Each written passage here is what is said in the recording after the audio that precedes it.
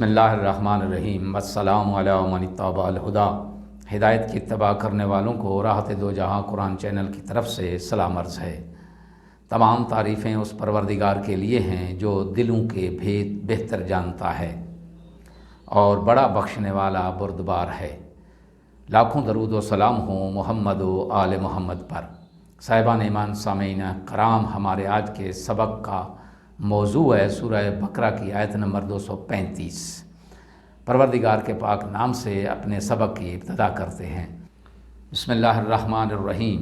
ولا جناح علیکم فیما عرضتم بہ من خطبۃ النساء او اکننتم فی انفسکم علم اللہ انکم ستذکرونہن ولکن لا تواعدوہن سرا الا ان تقولوا قولا معروفا ولا تعزموا عقدۃ النکاح حتی یبلغ الکتاب اجلہ واعلموا ان اللہ یعلم ما فی انفسکم فاحذروہ واعلموا ان اللہ غفور حلیم۔ ترجمہ: اور اس میں کوئی مذائقہ نہیں کہ تم ان عورتوں کے ساتھ نکاح کا اظہار اشارے کنائے میں کرو یا اسے تم اپنے دل میں پوشیدہ رکھو۔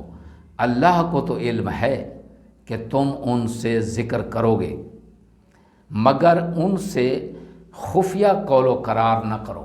ہاں، اگر کوئی بات کرنا ہے تو دستور کے مطابق کرو، البتہ عقد کا فیصلہ اس وقت تک نہ کرو جب تک عدت پوری نہ ہو جائے، اور جان رکھو کہ جو کچھ تمہارے دلوں میں ہے اللہ کو سب معلوم ہے، لہٰذا اس سے ڈرو اور جان رکھو کہ اللہ بڑا بخشنے والا بردبار ہے۔ آیت کی تفسیر۔ اس آیت میں عدت وفات کے دوران منگنی کے آداب اور احکام بیان ہو رہے ہیں۔ ان میں سے پہلا حکم یہ ہے کہ عدت کے دوران عورت سے اشاروں اور کنایوں میں منگنی کا اظہار کرنے میں کوئی حرج نہیں ہے۔ دوسرا یہ، اسی طرح دل میں یہ ارادہ رکھنے میں بھی کوئی حرج نہیں ہے کہ عدت ختم ہونے کے بعد اس کا اظہار کرے گا۔ نمبر 3، منگنی کا ذکر ایک فطری امر ہے۔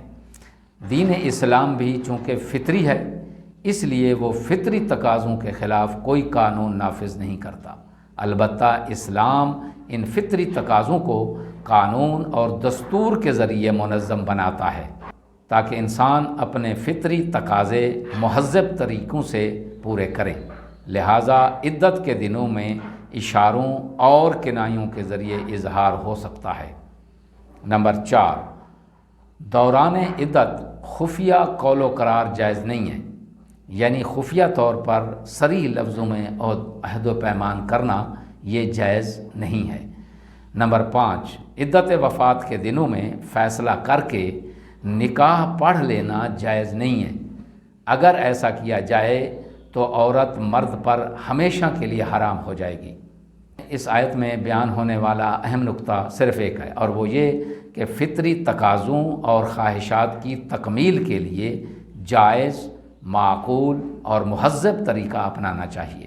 دعا ہے کہ خداوند عالم ہمیں تمام قرآنی احکامات پر بطریق احسن عمل پیرا ہونے کی توفیق عظیمہ عنایت فرمائے۔ وآخر دعوانا ان الحمد للہ رب العالمین۔